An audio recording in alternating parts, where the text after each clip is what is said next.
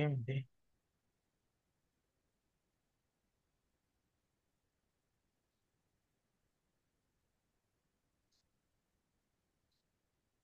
చిన్న ప్రార్థన చేసుకున్నాం. పరిశుద్ధుడును మమ్మల్ని ప్రేమిస్తున్న మా ప్రియ పరలోకపు తండ్రి, నీ కుమారును మా ప్రభువును మా రక్షకుడైన యేసు క్రీస్తు అతి పరిశుద్ధ నామంలో పరిశుద్ధాత్మ సహవాసంతో తండ్రి, ఈ రాత్రి సమయంలో నీ సన్నిధిలో చేరి నీ పాదముల చెంత మేము ప్రార్థిస్తుండగా నాయన మమ్మల్ని ఆలకించి సహాయం దయచి. ఇదిగో ప్రభువా, నీ యొక్క వాక్యమును నీ బిడ్డల కొరకు అందించబోతుండగా నాయన వారితో మీరే మాట్లాడండి. నీ శిలువ చాటున నన్ను మరుగు చేసుకుని ప్రభువా, ఎవరికి ఏ వాక్యం అవసరమో తండ్రి ఆ రీతిలో మీరే మాట్లాడమని, విత్తబడినటువంటి వాక్యమును నూరంతలుగా ఫలించేదిగా ఉంచుమని మా ప్రభును మా రక్షకుడైన యేసు క్రీస్తు ద్వారా సమస్త ఘనత మహిమ ప్రభావం నీకే చెల్లించి ప్రార్థించి వేడుకొని పొందుకొనుచున్నాను తండ్రి. ఆమేన్. పరిశుద్ధ గ్రంథం నుండి మనం పరిశుద్ధుడైన యోహాను రాసినటువంటి సువార్త 4వ అధ్యాయము 23వ వచనం నుండి చదువుకుందాము. గత వారంలో కూడా ఇదే వాక్యం చదువుకున్నాము. మరికొన్ని విషయములను ఈ వాక్యం ద్వారా మనం తెలుసుకుందాం. పరిశుద్ధుడైన యోహాను రాసినటువంటి సువార్త 4వ అధ్యాయము 23వ వచనం చివరి వాక్యం నుండి చదువుకుందాం. తన్ను ఆరాధించువారు అట్టివారే కావలనని తండ్రి కోరుచున్నాడు. దేవుడు ఆత్మ గనుక ఆయనను ఆరాధించువారు ఆత్మతోనూ సత్యంతోనూ ఆరాధింపవలను. దేవునికి స్తోత్రం కలుగును గాక. గడిచినటువంటి వారములో ఆరాధనను గురించి వాక్యం మనం తెలియజేసుకుంటూ ఉన్నాము. అదేవిధంగా ఆరాధనలో మరికొన్ని నూతన మర్మములను ఈరోజు కూడా మనం తెలుసుకుందాం. గడిచినటువంటి వారములో మనం సమరయ స్త్రీతో ప్రభు ఏమని మాట్లాడారు, ఎందుకు మాట్లాడారు, ఎక్కడ వారు ఆరాధిస్తున్నారు, ఎలా ఆరాధన అంటే ఏంటి అని మనం చూసుకున్నాం. ఈరోజు అదే వాక్యంలో మనం గమనించినట్లయితే తన్ను ఆరాధించువారు అట్టివారే కావాలనని తండ్రి కోరుచున్నాడు. క్రైస్తవ జీవితంలో ఆరాధన చాలా ప్రాముఖ్యమైనటువంటిది, ఎంతో గొప్పమైనటువంటి శ్రేష్టమైనటువంటి అంశం. క్రైస్తవుని యొక్క జీవితంలో ఇది చాలా ముఖ్యమైనటువంటిది. ఉదయాన్నే నేను వాట్సాప్ మెసేజ్ చూడగానే మన జ్యోతి సిస్టర్ గారు ఒక మంచి వాక్యం పంపించారు. మెసేజ్ ఏమంటే, క్రైస్తవుగా మారడం చాలా సులభము, కానీ క్రైస్తవుడుగా జీవించడం చాలా కష్టం అని తెలియజేశారు. చాలా సంతోషం. చాలా మంచి వాక్యాన్ని పంపించారు. నిజమే, అది 100%, అంతకంటే ఎక్కువ కూడా చాలా కరెక్ట్.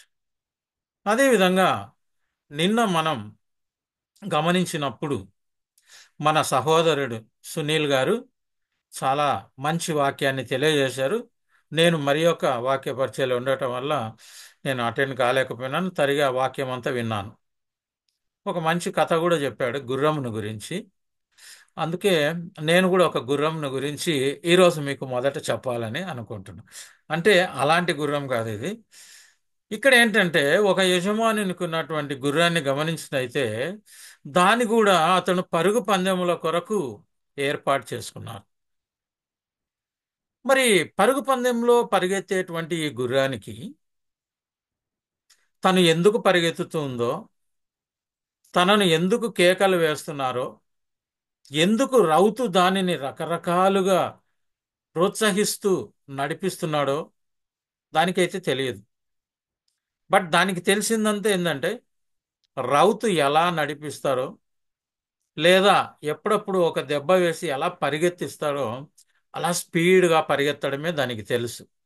గమ్యం చేరుకున్న తర్వాత తాను గెలిచినట్టు కూడా దానికి తెలియదు. కానీ ఆనందించేవారు ఎవరంటే దాని యొక్క యజమానుడు. క్రైస్తవ జీవితం కూడా అలాగే ఉంటుందండి. మనల్ని మనం ఎవరి సొత్తు? మన తండ్రి అయిన దేవుని యొక్కయు, మన కుమారుడైన ఆయన కుమారుడైన యేసుక్రీస్తు యొక్కయు, పరిశుద్ధాత్మ అంటే తిత్వమై ఏకత్వం ఉన్న గొప్ప దేవుని యొక్క సొత్తు మనం. కాబట్టి దేవుడు తన పిల్లలను చాలా రకరకాలుగా పరిగెత్తిస్తూ ఉంటాడు. మారు మనసు పొందినప్పుడు, యేసు ప్రభువును స్వీకరించినప్పుడు, అదేవిధంగా నిత్య జీవం పొందుకున్నప్పుడు మనల్ని గురించి యేసయ్య, అదేవిధంగా మన పరలోకపు తండ్రి ఎంతగానో ఆనందిస్తారు. పరలోకంలో గొప్ప ఆనందం అని తెలియజేయబడింది. కాబట్టి క్రైస్తవ జీవితంలో మనం గమనించినట్లయితే ఈ పరుగు పందెములో మనం వెళ్తూ వెళ్తూ కొన్ని విషయాలు మనం తప్పనిసరిగా పాటిస్తూ ఉంటాం. వాటిలో క్రైస్తవ జీవితంలో గత పోయిన వారంలో నేను తెలియజేసినట్లు ప్రార్థన, కృతజ్ఞత, స్తుతి, ఆరాధన, ఈ నాలుగు చాలా ముఖ్యమైనటువంటిది. మరి ప్రార్థనను గమనించినప్పుడు కేవలము దానిలో మన యొక్క మనసంతా కూడా మన అవసరాలపైననే ఉంటుంది. వాటినే ప్రభువుకు విన్నవించుకుంటాం. మన ప్రార్థన మన యొక్క ఆత్మీయ జీవితం కొరకును, ఇహలోకపు అవసరముల కొరకును మనం ప్రార్థిస్తుంటాం. దానికంటే కాస్త ప్రాముఖ్యమైన కృతజ్ఞతకు వచ్చినప్పుడు దేవుడు మన ఎడల చేసినటువంటి మేలులను, మన ప్రార్థనలకు వచ్చినటువంటి జవాబులను బట్టి, మన మేలులను బట్టి ఆయనను కృతజ్ఞత చెల్లిస్తాం. స్తుతికి వచ్చినప్పుడు అంతకంటే ఇంకా కాస్త ప్రాముఖ్యంగా దేవుని యొక్క ఔన్నత్యాన్ని మనము స్తుతిస్తూ వస్తాం. మన జీవితంలో ఆయన మన కొరకు ఏమేం చేశాడు, యేసయ్య ఎలాగైతే మన కొరకు సిలువలో తన ప్రాణాన్ని పెట్టి మనకు విమోచన కలిగించాడో, ఎలా రక్షణ ఇచ్చాడో, నిత్య జీవితానికి మనల్ని ఎలా నడిపిస్తున్నాడో దాన్ని బట్టి స్తుతిస్తుంటాం. కానీ వీటన్నిటిని గమనించినప్పుడు ఇవన్నీ చూడటానికి ఒకే రకంగా ఉన్నప్పటికీ వాటికి చాలా తేడా మనం గమనించాలి. మరి వీటన్నిటికంటే చాలా ప్రత్యేకమైనది, చాలా ముఖ్యమైనటువంటిది మనం గమనించినట్లయితే అది ఆరాధన. ఈ ఆరాధన లేనటువంటి క్రైస్తవులు ఈరోజు చాలా మంది ఉంటున్నారని నేను చెప్పటానికి చాలా చింతిస్తున్నాను. అందరూ ప్రార్థిస్తారు, అందరూ కృతజ్ఞత చెల్లిస్తారు, అందరూ కూడా స్తుతిస్తారు. కానీ ఆరాధన అంటే ఏంటో సరిగ్గా తెలియనటువంటి క్రైస్తవ జీవితంలో సరి అయిన ఆరాధన జరపకుండా మనము అనేకమైనటువంటి ఆశీర్వాదాలను పోగొట్టుకోవడమే కాకుండా ప్రభువుతో మనము కొన్ని విషయాలను కోల్పోతాం. ఈ కోల్పోయినటువంటి అనుభవాలను గురించి మనం చాలా వరకు తెలుసుకోవాలి. ఎందుకంటే ఆరాధన అనేటువంటిది చాలా ప్రాముఖ్యమైంది అని నేను చెప్పాను మొన్న పోయిన వారంలో. మనం గమనించినప్పుడు యేసు ప్రభు ఈరోజు వాక్యంలో ఏం చెప్తున్నాడంటే అట్టివారు అంటున్నారు. ఎట్టివారు? వారిని గమనిస్తే పైన మనం చూసినట్లయితే ఆ మన వాక్యంలో 4వ అధ్యాయం 23వ వచనంలో యథార్థముగా ఆరాధించువారు ఆత్మతోనూ సత్యముతోనూ తండ్రిని ఆరాధించు కాలము వచ్చుచున్నది. కొంత కొంచెం వచ్చేసింది అన్నాడు, ఇప్పుడే వచ్చేసినది అని. అంటే ఇంకా రక్షింపబడి కూడా ఆరాధన పూర్తిగా చేయలేనటువంటి వారు కొంతమంది ఉన్నారు. కానీ యథార్థముగా ఆరాధించు వారు కూడా ఉన్నారు. మరి దేవుడు ఏం కోరుకుంటున్నాడంట? యథార్థముగా ఆరాధించువారు. అట్టివారు అంటే ఎవరంటే యథార్థముగా ఆరాధించువారే కావలెనని తండ్రి కోరుకొనుచున్నాడు. కింద చూస్తే దేవుడు ఆత్మ కనుక ఆయనను ఆరాధించువారు ఆత్మతోనూ సత్యంతోనూ ఆరాధించు. సో ఈ వాక్యాన్ని మనం గమనించినప్పుడు నాకు రెండు విషయాలు కనిపిస్తున్నాయి. ఒకటి, ప్రభువు యొక్క కోరిక. కరెక్ట్గా చెప్తే పరలోకపు తండ్రి యొక్క వాంఛ, హృదయ వాంఛ లేక కోరిక ఏంటంటే తనను యథార్థముగా ఆరాధించేవారే కావాలా అంటున్నాడు ఆయన. యేసు ప్రభువే చెప్తున్నాడు ఈ మాట. ఆరాధించువారు అట్టివారే కావాలని తండ్రి కోరుకొనుచున్నాడు. కాబట్టి మనం ఆరాధించేటప్పుడు ఒక్కసారి మన హృదయాన్ని టెస్ట్ చేసుకోవాలి. నా దగ్గర ప్రభు ఎదుట యథార్థత ఉన్నదా అని. పరిశుద్ధ గ్రంథంలో అనేక స్థలాలలో రకరకాలుగా ప్రార్థనకు ముందు, ప్రభు రాత్రి భోజనంలో మనం పాల్గొనక ముందు, ఆ హోలీ కమ్యూనియన్ కూడా ఒక ఆరాధననే. అందుకే మన చర్చెస్లో వాక్య పరిచర్య జరిగిన తర్వాత ప్రభు రాత్రి భోజన ఆరాధన కార్యక్రమం ప్రారంభమవుతుంది. ఎందుకంటే వాక్యం తెలియకుండా ఆరాధనలకి వెళ్ళకూడదు అని మనకు తెలుసు అది. మరి ఇక్కడ ఏమంటున్నారు? యథార్థ హృదయం కావాల. అంటే యథార్థం అంటే దేవుని ఎదుట ఎలాంటి లోపం లేనటువంటి హృదయం అని చెప్పుకుంటే చక్కగా ఉంటుంది. ఇంకా ఏమనుంది? ఊరికి జస్ట్ అర్పణము మనం ఎప్పుడైనా అర్పించాలనుకుంటే, ఒకవేళ మనకి ఎవరి మీదైనా ఏదైనా విరోధం ఉన్నట్లయితే ఆ అర్పణను అక్కడే వదిలేసి ముందు వెళ్ళి వారితో సమాధానపడి రావాలంటున్నాను. మరి ఇలాంటి క్రైస్తవ జీవితం ఎంతమందికి ఉంది అని ప్రతి ఒక్కరూ ప్రశ్నించుకోవాలి. ఒకవేళ మనం ప్రార్థన చేస్తుంటాం, కృతజ్ఞాస్తుతులు చెల్లిస్తుంటాం, స్తుతి చెల్లిస్తుంటాం, అదే విధంగా మన అర్పణలను విరివిగా ప్రభు మనకిచ్చిన దాంట్లో మనకిస్తూ ఉంటాం. కానీ పోయిన వారం కూడా నేను గుర్తు చేశాను ఏమంటే, దేవుడు మన అర్పణ వైపు చూడడండి. ఫస్ట్ ఆయనకు మనం కావాలి. అందుకే హెబెలు అర్పణను, కయీనును కయీను అర్పణను. దేవుని సన్నిధిలో నీవు ఆరాధించడానికి వచ్చినప్పుడు నీ ఆరాధన ఆయన చూడడు. ఆయన ఏంటో ఆయనకు తెలుసు. కానీ నిన్ను చూస్తాడు. నీ హృదయం ఎలాగుంది? యథార్థపరుడుగా ఉన్నావా? ఉంటేనే మంచిది. అలా కాకుండా మనం చేస్తుంటే, మనం మలాకీకి రాసినటువంటి పత్రికలు మళ్ళీ చదువుకుందాం. ఆ రెండో అధ్యాయం మనం చూసినట్లయితే చాలా వేదనకరమైనటువంటి మాటలు దేవుడు అక్కడ తెలియజేస్తున్నాడు. మలాకి 1వ అధ్యాయము 10వ వచనం చూస్తే, మీలో ఒకడు నా బలిపీఠము మీద నిరర్థకముగా అగ్ని రాజబెట్టకుండునట్లు నా మందిరపు వాకిన్లను మూయువాడు ఒకడు మీలో ఉండిన ఎడల మేలు. మీ యందు నాకు ఇష్టం లేదు, మీ చేత నేను నైవేద్యమును అంగీకరింపమని ప్రభు సైన్యములకు అధిపతి యెహోవా సెలవిచ్చున్నాడు. చూడండి, ఆ ఆరాధనకు, ఆ అర్పణకు అసలు ఆయనకు ఇష్టం లేదంటున్నాడు. యథార్థ హృదయం లేకుండా నిష్ఫలంగా ఊరికి అనవసరంగా ఆ దహన బలిపీఠం మీద అగ్ని రాజబెడితే నాకేం ఇష్టం లేదంటున్నాడు ప్రభు. మరి మన జీవితాల పరిస్థితి ఏంటి? అసలు ఆరాధిస్తున్నామా? ఆరాధన అంటే మనకేంటో తెలుసా? మనం ఒకసారి ప్రశ్నించుకోవాలి. మరి అది ఆయన కోరిక. రెండవది ఏం కనిపిస్తుందంటే నాకు అక్కడ ఆజ్ఞ కనిపిస్తోంది. దేవుడు ఆజ్ఞాపిస్తున్నాడు. ఈరోజు రాత్రి మనకు ఒక విషయం తెలియజేస్తున్నాడు. ఏమంటే, నన్ను ఆరాధించేవారు దేవుడు ఆత్మ గనుక ఆత్మతోనూ సత్యముతోనూ ఆరాధించాలి. ఇది అందరికీ కంటత వచ్చుండి. మరి ఎంతమందికి దీనికి లోతైనటువంటి అనుభవము తెలుసు? సరే, ఆత్మ అంటే కొంచెం తెలిసింది. మరి సత్యముతో ఆరాధించవాలంటే ఏంటి? ఈ సత్యం ఏమిటి? ఈ ఆత్మ ఏమిటి? ఇవన్నీ కూడా ఒక క్రైస్తవుడు తెలుసుకోవలసినటువంటి ముఖ్యమైనటువంటి విషయాలు. దీని మీద ధ్యానిస్తే పరిశుద్ధ గ్రంథంలో అనేకమైనటువంటి విషయాలు తెలియజేయబడినాయి. కాబట్టి దేవుడి వాక్యంలో మనకు ఒక ఆజ్ఞను, ఒకవైపు తన హృదయ వాంఛను తెలియజేస్తున్నాడు. మరి ఈరోజు మనం ఆయన హృదయ వాంఛను తీరుస్తామా? తీర్చగలమా? తీర్చే ప్రయత్నంలో ఉన్నామా? ఒకసారి ఆలోచిస్తాం. అసలు ఆజ్ఞాతిక్రమమే పాపము అంటున్నారు. ఆజ్ఞను అతిక్రమించి ఆయనను ఆరాధించకూడదు. ఆత్మతో నువ్వు ఆరాధించాలంటే సంపూర్ణమైనటువంటి సమర్పణ, టోటల్ సబ్మిషన్ ఉండాలి. పవిత్రమైనటువంటి హృదయములో యేసు ప్రభువును కలిగి ఉండి ఆయనతో పాటు పరిశుద్ధాత్మ అనుగ్రహించబడిన వ్యక్తిగా మనం ఉండి, మన ఆత్మ ఆ పరిశుద్ధాత్మ రెండు కలిసి, ఇంకా మనం ఇద్దరి మధ్యన ఎవరు లేరు ప్రభువా, నీవు తప్ప నాకెవ్వరు అవసరం లేదు అన్నటువంటి టోటల్ సరెండర్ అయిపోయి మనం దేవుణ్ణి ఆరాధించాలి.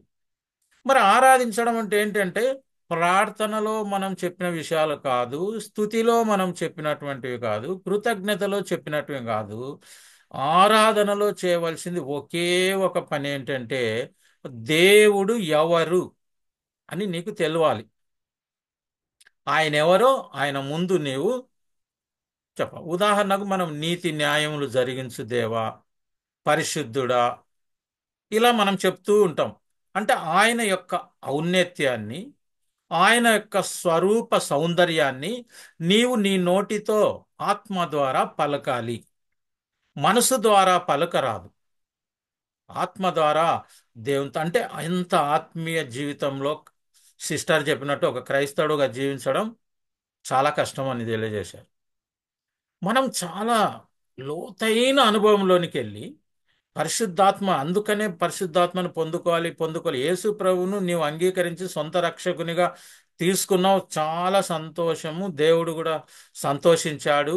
మనకు కూడా నిత్య జీవితం నిత్య జీవం అనుగ్రహిస్తానన్నాడు. అవన్నీ ఓకే. కానీ నీవు ఆత్మతో ఆరాధించేది నేర్చుకున్నప్పుడు ఆ యొక్క దీవెనలు, ఆ యొక్క ఆత్మీయ జీవితం చాలా గొప్పగా ఉంటుంది, చాలా ఆనందకరంగా ఉంటుంది. మరి ఇలాంటి ఆరాధన కావాలంటే మనకు మళ్ళీ నాలుగు అంశాలు చాలా అవసరం. మొట్టమొదటిది ఏంటంటే ప్రత్యక్షత. రెండవది మనము సంబంధము అనుకుందాం, రిలేషన్షిప్. మూడవది సిద్ధపాటు. నాలుగవది ప్రశంస. మీ ఆరాధనలో నీవు ఆత్మతో ఆరాధించగలంటే నీకు మొట్టమొదట ప్రత్యక్షత కలిగి ఉండాలి. దేవుడు తన్ను తాను ప్రత్యక్షపరుచుకున్నాడు. పాత నిబంధనలో అయితేనేమి, కొత్త నిబంధనలో తన కుమారుడైన యేసు క్రీస్తు తర్వాత తాను ఎవరో, పరలోకపు తండ్రి ఎలాంటి వాడో యేసు ప్రభు మనకు తెలియజేశాడు. ఆయనను గురించి మనకు తెలుసు. పాత నిబంధన అంతా చదివినప్పుడు దేవుడు అనేక సమయాలు ప్రత్యక్షపరుచుకున్నాడు. ముఖ్యంగా ఇజ్రాయేల్ను గమనించినప్పుడు ఆయన ఎంతో ప్రత్యక్షపరుచుకున్నాడు, కానీ వాళ్ళు ఆరాధన లేదండి, స్తుతి లేదండి, అందుకనే వారు నశించిపోయారు. క్రైస్తవ జీవితంలో ఈరోజు చాలా మంది స్తుతిస్తున్నారు, సంతోషమే. కానీ ఆరాధించే వ్యక్తి డైరెక్టుగా దేవునితో సంబంధం ఉంటారు. ఎవరు ఇంకా మన మధ్యలో ఉండరు. ఆ పరిసరాలు, ప్రాంతంతో మనకు సంబంధమే లేదు. నీవు, నీ ప్రభు, నీ దేవుడు. మరి ఈ ఆరాధన గమనించినప్పుడు మొట్టమొదటి ప్రత్యక్షత అంటే నేను అదే చెప్పాను, దేవుడు ఎలాంటి వాడు అనేది నీవు తెలుసుకోవాలి.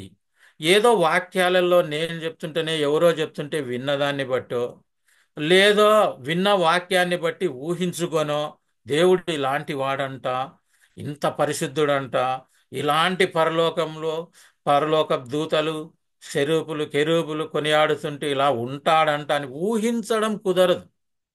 నీకు ప్రత్యక్షత అనుగ్రహించబడాలి.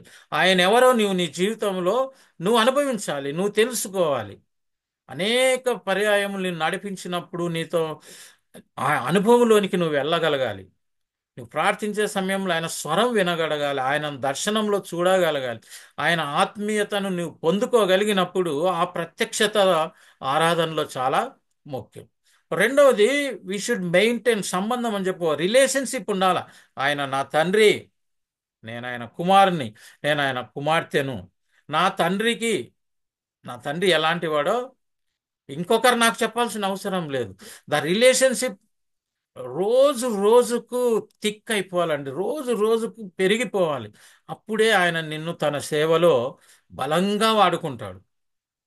నాట్ దట్ మనం ప్రార్థన చేస్తున్నాం, కృతజ్ఞతలు స్తుతిస్తున్నాం, ఆయన మనకు అనేక వరాలు ఇస్తాడు, అవన్నీ ఓకే.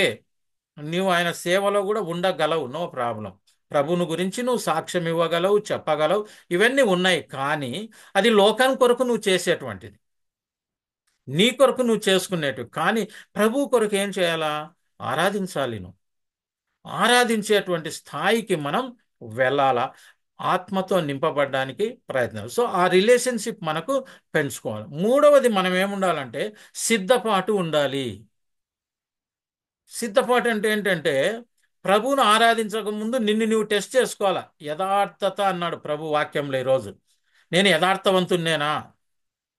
నేను నిజంగా పవిత్రంగా ఉన్నానా?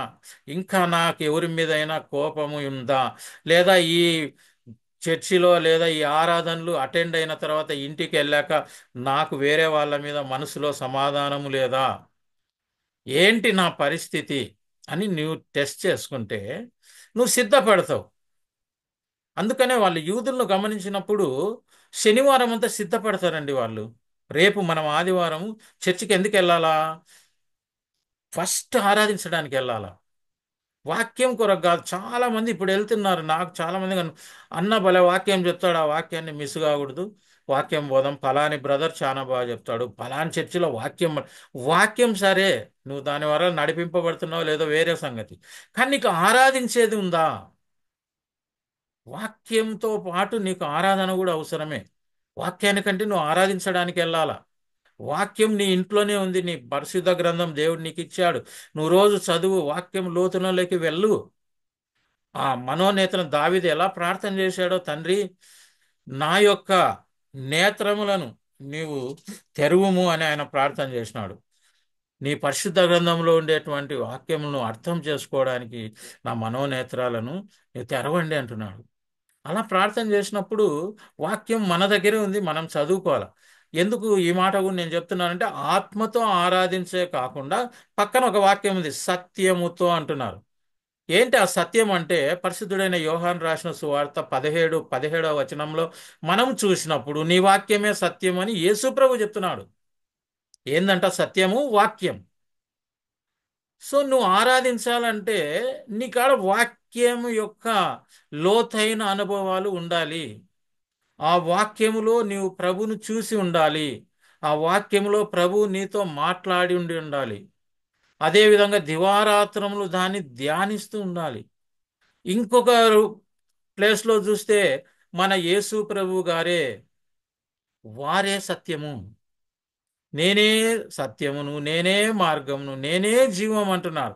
కాబట్టి తండ్రిని ఆరాధించాలంటే, సత్యంతో కూడా ఆరాధించాలంటే యేసు ప్రభువు ఆయన ఇచ్చినటువంటి వాక్యం మన యందు నిలిచి ఉంటే అప్పుడు పరిశుద్ధాత్మతో నింపబడి ఆత్మతోనూ సత్యముతోనూ నీవు ఆరాధిస్తావు. వాక్యం లేకుండా ఆరాధించడానికి లేదు. అంటే సత్యమైనటువంటి యేసయ్యను నీ హృదయంలో సింహాసనమందు ఆసీనుడై చేసుకొని ఉండి ఆ ఆరాధనలో నువ్వు పాల్గొనాలి. అలా మనం గమనించినప్పుడు ప్రభు మనకి ఏం చేసినా చేయకున్నా, షడ్రక్ మెషక్ అబేద్నెగో వీళ్ళని చూసినప్పుడు ఆయన రక్షింపకపోయినా అంటున్నారు. దేవుడు మనకి ఏమి చేయకపోయినా ఆయన ఎవరో మనకు తెలుసు, అందుకే ఆయనను ఆరాధించాలి అని చెప్తున్నారు. కాబట్టి వాక్యము ప్రభు మనలో ఉన్నప్పుడు క్రైస్తవ జీవితాన్ని మనం బాగా పరీక్షించుకొని ఆరాధన చేయడానికి ఆదివారం రోజు మనం చర్చికి వెళ్ళాలి. సిద్ధపాటుతో మనం వెళ్ళాలి. అంతేగాని రేపు ఏం డ్రెస్ వేసుకుందాం, అవి ఇవి అన్ని కాదు. రాత్రి ఇలా సిద్ధపడుతుంటాం. ఎందుకంటే పొద్దున్నే 7 గంటలకే బయలుదేరాలబ్బా, రేపటికి ఏమేమి సిద్ధ పెట్టుకుందాం, పొద్దున్నే ఏం చేద్దాం, వచ్చినాక చర్చి అయినాక ఎక్కడికి పోయి ఏం కొనుక్కొద్దాం, ఈ సిద్ధపాటు కాదు. ఏమని ఆరాధిస్తాం? నా తండ్రిని. నా తండ్రి యొక్క గొప్పతనాన్ని ఎలా అనాలి? చాలా మందిరాలలో మనం చూస్తే రిపిటేషన్ ఆఫ్ ప్రైజెస్ ఉంటాయి. తండ్రిని ఇంక ఒకటే చదువుతానే ఉంటాం, అదే అద్వితీయుడమైన మా దేవ, పరిశుద్ధుడా, పరలోకపు తండ్రి, ఇవన్నీ చెప్తుంటాం. బట్ నిజంగా ఆరాధించేటప్పుడు నీ నోటిలో నూతన కొత్త కొత్త ఆరాధనా వాక్యాలు రావాలి. అది నీకు ఒక గుర్తు. పరిశుద్ధాత్మతో నీవు నింపబడినప్పుడు నువ్వు పరిసరాలను మర్చిపోతావు, నువ్వు ఏం మాట్లాడుతున్నావో నీకు తెలియదు. కొంతమంది టంగ్స్లో మాట్లాడతారు, కొంతమంది మామూలుగా కూడా ఆరాధిస్తాడు. టంగ్స్తో మాట్లాడాలని ఏమి లేదు, మనం ఏ భాషలో మాట్లాడినా మన దేవునికి అర్థమవుతుంది. కాకపోతే ఇది ఒక ఆత్మీయ స్థాయిలో ఒక మెట్టు ఉన్నాయి, మనం మాట్లాడవచ్చు, తప్పులేదు. మరి మనం గమనించినప్పుడు ఇట్లాంటి ఆరాధనకు మనం వెళ్ళాలంటే అప్పుడు ప్రశంసించడం నాలుగో స్టెప్. ఎప్పుడైతే ప్రత్యక్షత, మనకు సహవాసము, దాని తర్వాత మనం ఎప్పుడైతే ప్రభువును సిద్ధపడి ఆరాధిస్తామో ఆ ఆరాధనలో ప్రశంస నాలుగో అంశంగా దేవుణ్ణి ప్రస్తుతిస్తాము. మనము దేవుణ్ణి ఆరాధిస్తాం. మనల్ని దేవుడు పుట్టించిందే ఆయనను ఆరాధించడానికి అని పరిశుద్ధ గ్రంథంలో అనేక పర్యాయాలు రాయబడి ఉంది. అక్కడ కూడా పరలోకంలో కూడా కేవలం ఆయనకు ఆరాధనే జరుగుతుంటది. ప్రకటన గ్రంథం 1వ అధ్యాయం మనం చదువుకున్నప్పటికీ, అదేవిధంగా 5వ అధ్యాయంలో మనం చూసినప్పటికీ, అక్కడ వధించబడినటువంటి గొర్రెపిల్ల వారి మధ్యలో పెట్టుకొని ఆరాధన జరుగుతుంది. మనం కూడా ఆరాధించేటప్పుడు మనం మధ్యలో మన హృదయంలో యేసయ్య ఉండాలి. యేసయ్య లేకుండా ఆరాధన లేదు ఇంకా. ఎందుకంటే ఆయన సత్యం, ఆయన జీవం, ఆయనే వాక్యం. అదేవిధంగా ఆయన పరిశుద్ధాత్మను మనకు అనుగ్రహించాడు. మన చుట్టూ పరిశుద్ధాత్మ ఉంది. ఈ లోకంలో పరిశుద్ధాత్మను ఉంచి వెళ్తున్నాను తీసుకోవడం మన పని. పరిశుద్ధాత్మ మనలోనికి తీసుకోవడానికి మనం చేసుకోవాలి. అందుకనే పరిశుద్ధాత్మ వచ్చినప్పుడు సర్వ సత్యములోనికి మనల్ని నడిపించును. అలాంటి సత్యము మన ఆరాధనకు పనికి వస్తుంది. సో ఈ విధంగా మనం గమనించినప్పుడు ఎట్లయితే తనను ఆరాధించువారు ఆత్మతోనూ సత్యంతోనూ ఆరాధించాలన్నాడో, మనం పాత నిబంధన కాలంలో కూడా ద్వితీయోపదేశ కాండంలో 6వ అధ్యాయం 4వ వచనం చూస్తే, ద్వితీయోపదేశ కాండం 6వ అధ్యాయం 4వ వచనం చూసినట్లయితే, ఆ ఆత్మీయుడగు యెహోవా ఏం తెలియజేస్తున్నాడంట? నీ పూర్ణ హృదయం అంతటిని, నీ పూర్ణ ఆత్మతోను, నీ పూర్ణ శక్తితోను నీ దేవుడైన యెహోవాను ప్రేమింపవలెను. దేవుని ప్రేమించే వారికి సమస్తమైనటువంటి మేలులు కలుగును. చిన్న పని చేయాల మనం. యేసయ్య కూడా అదే చెప్పాడు, జస్ట్ లవ్ మీ. యేసయ్యా నేను నిన్ను ప్రేమిస్తున్నాను. తనను ప్రేమించే వారి కొరకు ఆయన సమస్తాన్ని అనుగ్రహిస్తాడు. అనేక వాక్యాలు ఉన్నాయి, మనందరికీ తెలుసు. ప్రభువులో మనం పెరిగినాము, చిన్ననాటి నుంచి క్రైస్తవ బిడ్డలం కాబట్టి తల్లిదండ్రులు అలా పెంచారు. యేసయ్యను ప్రేమించడం వల్ల మనకు అనేకమైనటువంటి ఆశీర్వాదాలు ఉన్నాయని మనం మళ్ళీ చెప్పుకోవాల్సినటువంటి అవసరత లేదు. మరి ఇక్కడ హృదయము, పూర్ణ శక్తి, పూర్ణం ఆత్మ అంటున్నారు. అదేవిధంగా అది యెహోవా దేవుడు పాత నిబంధన కాలంలో కోరుకున్నాడు.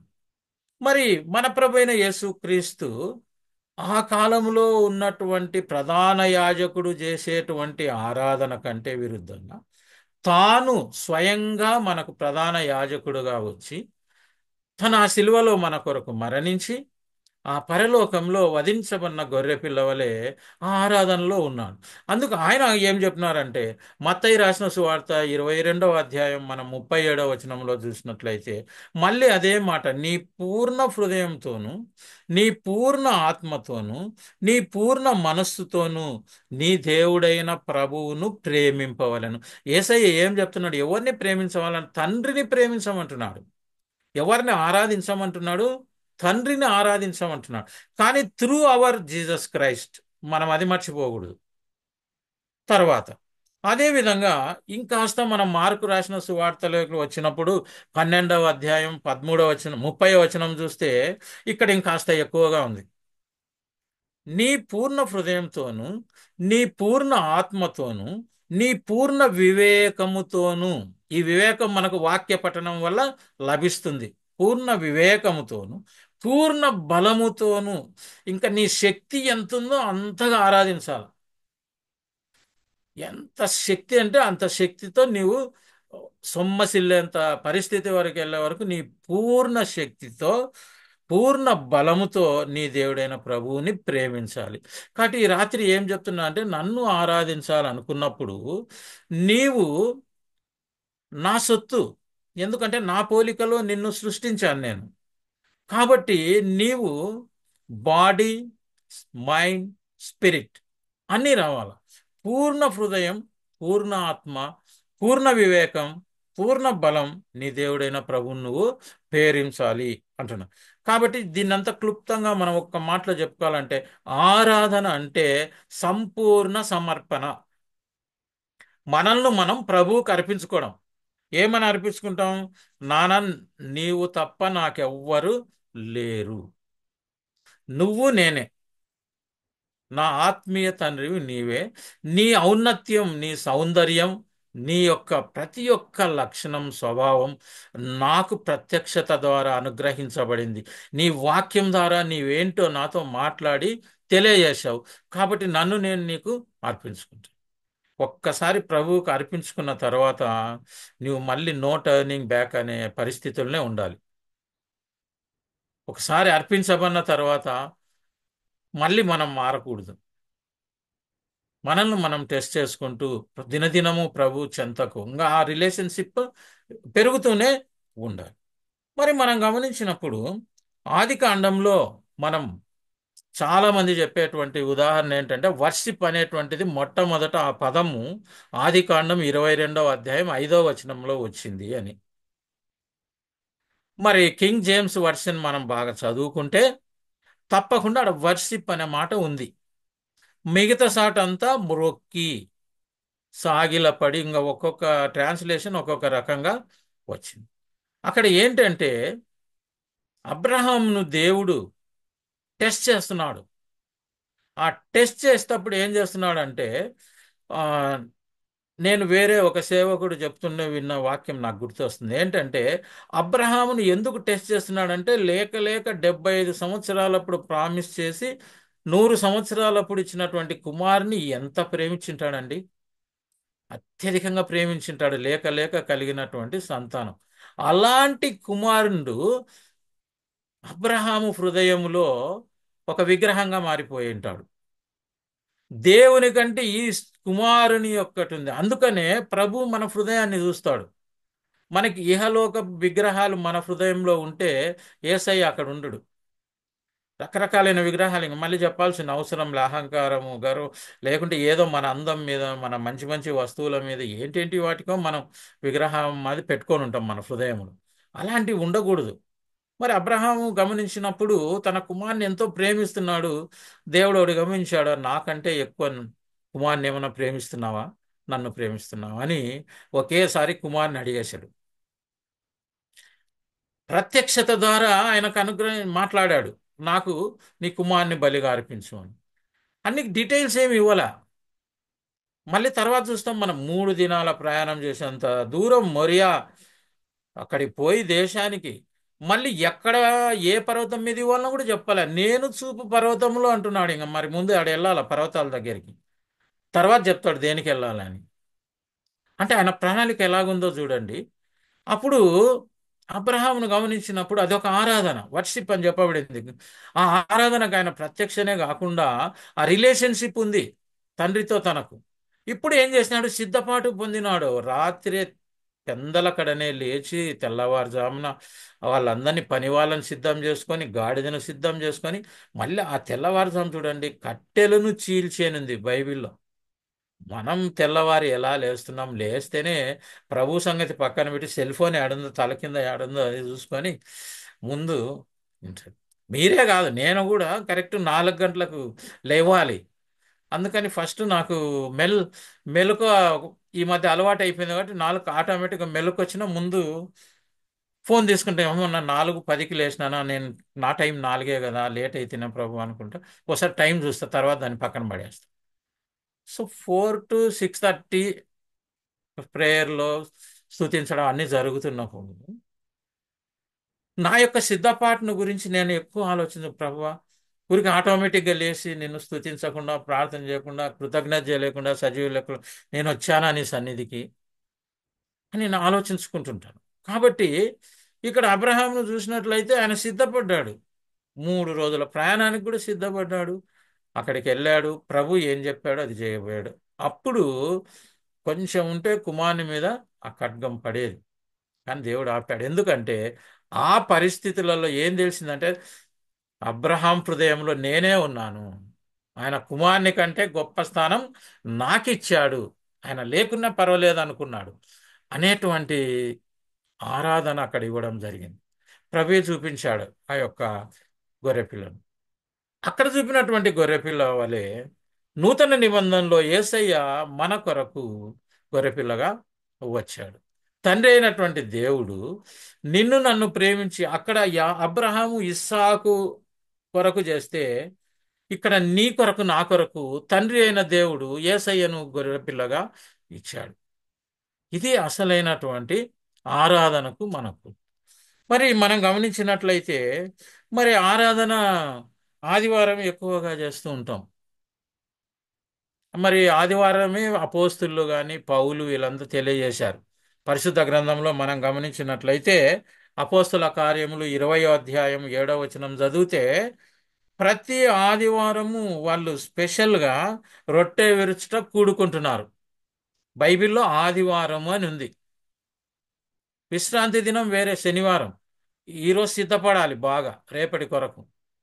కానీ ఎప్పుడు కూడుకుంటున్నారు? శిష్యులు కానీ అపోస్తలులు కానీ అలనాటి కొత్త క్రైస్తవ సంఘం ఆదివారం రోజు ప్రభువును ఆరాధించడానికే చర్చికి వెళ్తున్నారు.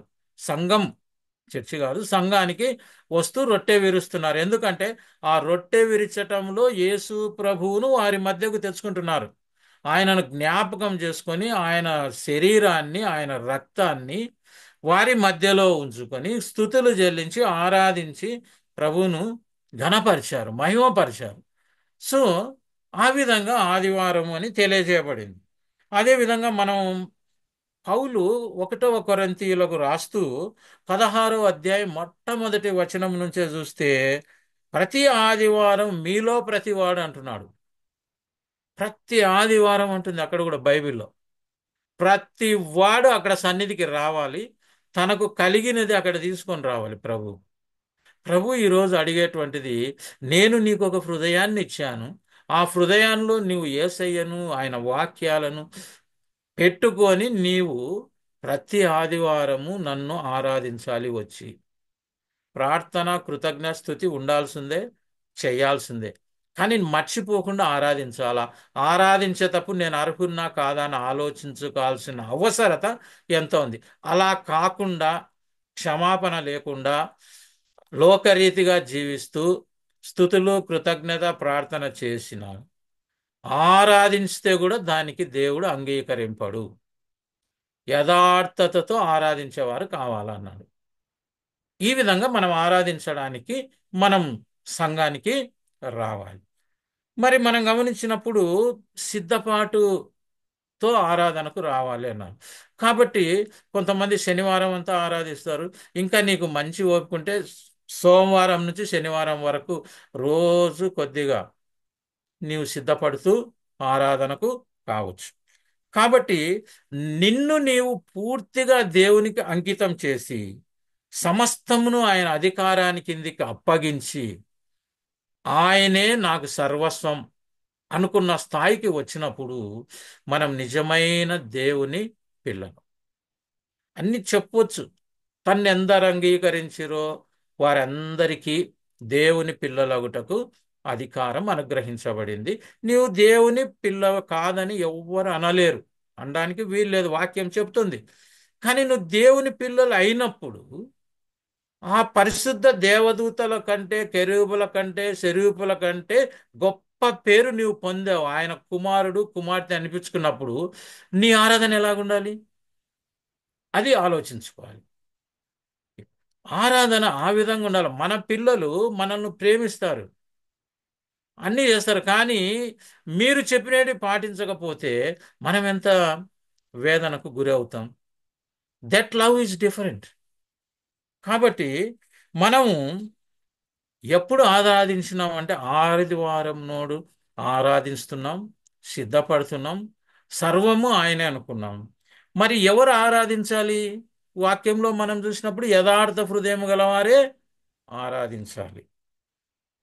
మరి అబ్రహామును తీసుకున్నప్పుడు విశ్వాసులకు తండ్రి, విశ్వాసము గలవారే ఆరాధించాలి. అంటే నీవు ఎప్పుడైతే ప్రభునందు విశ్వాసం ఉంచావో అప్పుడే నీవు ఆరాధనకు అర్హుడు. యేసు ప్రభు కూడా అదే మాటలు అనేక పత్రికలలో మనం చదువుతాం. ప్రభు యొక్క కోరిక అదే. ఎందుకంటే ఆరాధన వెనుక ఫెయిత్ ఉంది, విశ్వాసం ఉంది. ఎందుకంటే ఆయన ఆయన పరిశుద్ధుడు అన్నప్పుడు నువ్వు విశ్వాసంతో నమ్ముచున్నావు ఆయన పరిశుద్ధుడు అని. ఆయన అద్వితీయుడు అన్నప్పుడు నువ్వు నమ్ముచున్నావు. ఆయన సర్వశక్తి గల దేవుడు, సకలము చేయగలవాడని ఆరాధించినప్పుడు తండ్రి నీవు సర్వోన్నతుడవు, సకలాశీర్వాదంలో కారణభూతుడు అని అన్నావంటే ఆయన ఎవరో నీకు తెలుసు, అది విశ్వసించావు నువ్వు. కాబట్టి విశ్వాసులు ఆయన ఆరాధించగలుగుతారు. అదేవిధంగా మనము పిలువబడిన వారు మాత్రమే ఆరాధిస్తాడు. అబ్రహామును ఆరాధించడానికి దేవుడే పిలిచాడు. ఆ మోరియా దేశం దగ్గర ఉన్న పర్వతముల మీదికి ఈ ఇంగ్లీష్ బైబిల్లో చూస్తే ఈ invited him to worship lord. ఆయన చెప్పి వెళ్తాడు తన సేవకులకు. పిలువబడిన వారే రావాలి. అందుకనే అందరం పోదాం పండని సేవకులను తీసుకొని వెళ్ళలా. మీరు ఇక్కడే ఉండండి. ఈ గాడిద తర్వాత ఈ ఇద్దరు మీ పనివారు మీరు ఇక్కడే ఉండండి. నేను నా కుమారుడు వెళ్ళి, తెలుగు బైబిల్లో మ్రొక్కి అని ఉంది, కొన్ని ట్రాన్స్లేటెడ్లో సాగిలపడి అని. మరి ఇంగ్లీష్ వర్షన్కి వస్తే worship. So we will go and worship my heavenly father and we will return. చూడండి. కాబట్టి పిలువబడిన వారిద్దరు మాత్రమే ఎవరెవరిని పిలిచాడు? ఇస్సాకుని తీసుకొని రమ్మన్నాడు, ఈ అబ్రహామును రమ్మన్నాడు. So they both went there. So ఆరాధించాలంటే యథార్థ హృదయులుగా ఉండాలి, విశ్వాసిగా ఉండాలి, నువ్వు పిలువబడిన వారుగా ఉండాలి. ప్రభు పిలుపు నీకు పొందటానికి నువ్వు అన్ని ప్రయత్నాలు మనం చేయాలి. తర్వాత ఎక్కడ ఆరాధిస్తాము అని మనం అనుకున్నప్పుడు ఎక్కడైనా ఆరాధించవచ్చు. మీ ఇంటిలో కూర్చొని మీరు ఒక్కరు ఆరాధించవచ్చు, లేదా భార్యాభర్త కానీ, కుమారులు తల్లి, కుమారుడు తండ్రి కానీ ఎవరైనా కలిసి అందరూ ఆరాధించవచ్చు. సంఘంలోనికి వెళ్ళి ఆరాధించడం ఇంకా ముఖ్యం. ఎందుకంటే ఆత్మీయంగా ఇంకా బాగా బలపడతాం. ఆ ఆరాధన మధ్య కొన్నిసార్లు పరిశుద్ధాత్మ కుమ్మరింపబడిన ఆరాధన జరుగుతుంటది కొన్ని సంఘాలలో. నిజంగా పరిశుద్ధాత్మ అనుభవించినప్పుడు ఆరాధనలో నీకు కూడా దాని ఎఫెక్ట్ వస్తుంది. నీవు కూడా ఆశతో ఎదురు చూసినప్పుడు ఆరాధనలో ప్రభు నిన్ను కూడా దర్శిస్తాడు. సో సంఘము ఆత్మీయంగా బలపడడానికి మనం సంఘంలో కూడా ఆరాధించవచ్చు. కాబట్టి ఇక్కడే ఆరాధించాలా, ఇలాగే ఆరాధించాలని కాదు. ప్రభువుతో మన సంబంధం ఎలాగుంది అనేటువంటిది మనం చూసుకోవాలి. కాబట్టి మనము ఇంకా గమనించినట్లయితే ఆ వర్షిప్ అనేటువంటి దానిలో హృదయం అనేటువంటి దాన్ని దేవుడు పరీక్షిస్తాడు అనే విషయాన్ని మనం మర్చిపోకూడదు. నువ్వు స్థుతించేటప్పుడు ఇట్స్ ఓకే, కానీ ఆరాధించేటప్పుడు నీ హృదయాన్ని దేవుడు గమనిస్తూ ఉంటాడు. నీ హృదయాన్ని గమనించేటువంటి దేవునికి నీవు కృతజ్ఞత చెల్లించాలి. అందుకనే మనం కీర్తనల గ్రంథం 100వ అధ్యాయంలో మనం గమనించినప్పుడు 4వ వచనంలో ఆయన నామమును ఘనపరచుడి. ఆరాధనలో ఏం జరుగుతుంది? ప్రభు యొక్క నామాన్ని వి గ్లోరిఫై హిస్ నేమ్. ఇది ఆరాధన ఎలా జరుగుతుంది అంటే మనకు we glorify the heavenly father with reverence and filled with faith. ఆ విధంగా మనము ఆయన యొక్క మైటీ యాక్ట్స్ అంటే ఆయన యొక్క గొప్ప కార్యాలను మనం ఆరాధనలో మనం, ఎందుకంటే మనకు ప్రత్యక్షతలో ఆయన ఏంటో తెలిసింది కాబట్టి ఆ విధంగా మనం చూసుకుంటాం. కాబట్టి ఆరాధన అనేటువంటిది మన జీవితంలో గొప్ప మార్పును తీసుకొస్తుందండి. కాబట్టి ఆరాధన మన జీవితంలో చాలా అవసరం. మనం చూసినప్పుడు ఆరాధనలోకి వెళ్ళినప్పుడు మనల్ని మనం పరిశుద్ధాత్మ తాకిందనుకో, మనం అపవిత్రులమని మనకు తెలియజేయబడింది అనుకో, చాలా వేదనకరమైనటువంటి విషయం. యెషయా గ్రంథం మనం చూసినప్పుడు 6వ అధ్యాయంలో ఆయన ఆత్మ ద్వారా అది చూసినప్పుడు అయ్యో నేను అపవిత్రమైనటువంటి పెదవులు గలవాడిని అయ్యో అంటున్నాడు. ఎందుకంటే ఆ ఆరాధనలో పరిశుద్ధతనంతా చూస్తున్నాడు ఆయన. మరి నీ పెదవులు ఎలాగున్నాయి? Are you worshipping the God with faithful lips? ఉందా కాదా? ఎలాంటి పెదవులు ఇవి? ఈరోజు ఆరాధించి బయటికి పోయి ఎవరినన్నా తిడుతున్నామా? ఎవరినన్నా విమర్శిస్తున్నామా? ఇదే పెదవులతో ఏం చేస్తున్నాం? ఆయనకు ఒకసారి ఇది ఒకసారి కుదరదు. కొంతమంది బ్రాహ్మణ్స్ నాన్ వెజిటేరియన్ హోటల్స్కే రారు. రెండు ఉన్నా కూడా వెజ్ అండ్ నాన్ వెజ్ అని బోర్డు వేసినా రారు. ఎందుకంటే ఆ గంటే ఈ గంటలో పెట్టింటారు బ్రదర్ అంట. కాబట్టి ఈ పెదవులతో ఆ ఆ పనులు ఈ పనులు రెండు పదవులు చేస్తే మంచిగా ఉండదు. కాబట్టి ఆ విధంగా మనం ఆరాధించాలి. మరి ఆ ఆరాధనలో ఏం జరుగుతూ ఉంటుందంటే we are recognizing the mighty powerful acts of our Lord. ఆరాధనలో మనకు మనకు తెలియకుండా ఆయన యొక్క మహిమోన్నతమైనటువంటి గొప్ప కార్యాలను మనం పలుకుతూ ఉంటామన్నమాట. అదేవిధంగా ఈ టోటల్ సబ్మిషన్లో మనం ఉండింటాం కాబట్టి your heart will be purified more and more. పరిశుద్ధలో ఆత్మీయంగా ఆత్మీయంగా ఎదుగుతూ ఎదుగుతూ ఎదుగుతూ వస్తూ ఉంటాం. కాబట్టి మన యొక్క ఆరాధన ఇక ముగించడానికి రెండు వాక్యాలు నేను చెప్పి ముగిస్తాను. ఇంకా 5 నిమిషాలు ఉంది. గాడ్ సెంటర్డ్గా ఉండాలండి. ఒక్క మాటలో చెప్పాలంటే ఆరాధన God centred, not people centred. దేవుడే మన మధ్యలో ఉన్నాడు. మనం తప్ప ఆయన ఇంకా వేరే వాళ్ళతో సంబంధం లేదు.